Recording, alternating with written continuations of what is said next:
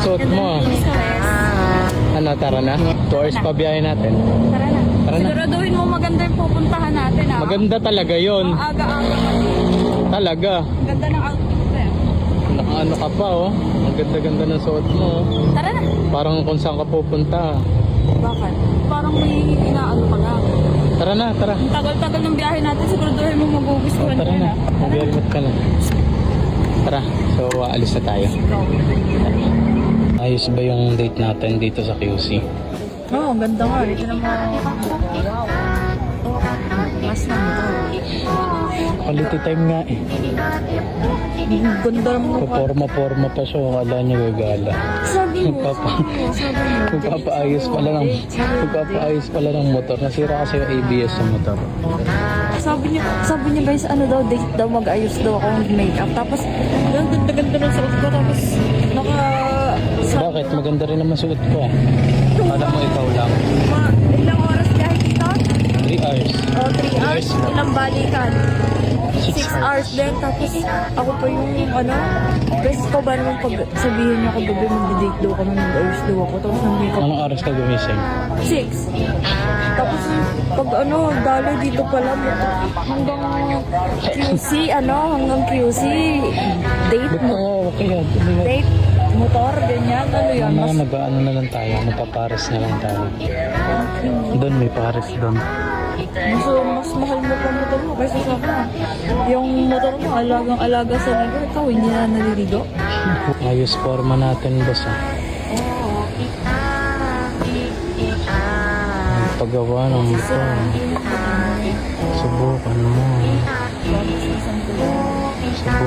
Ipaparepaint mo yan. Pag ginaskisan mo yan, paparepaint mo yan. Diba? May lamon-lamon na naman. Kada bili, inutusan mo ng tubig, tapos may lamon-lamon.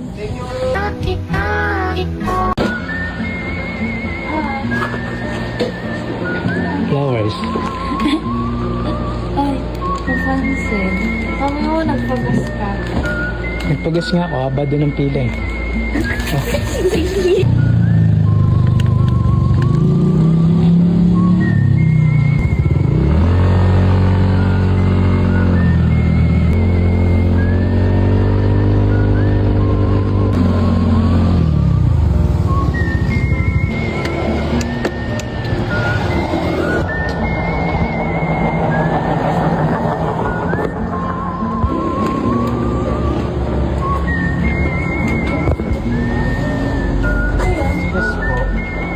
May flowers po kayo na ata.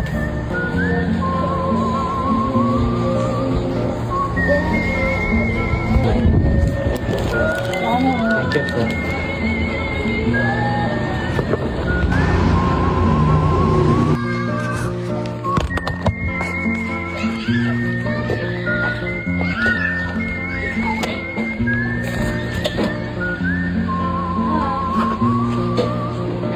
Flowers.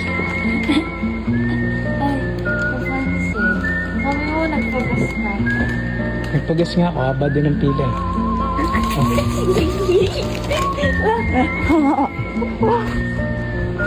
Wow. Bakit? Wala.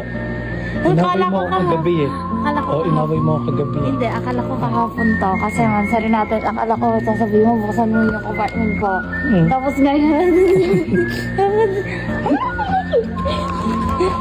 hindi na patakayin.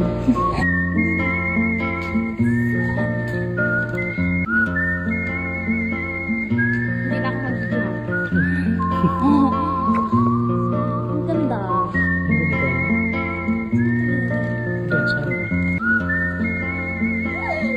Thank you.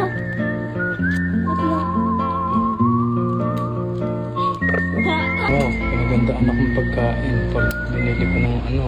Hindi, pinapakita mo pa yung madumi namin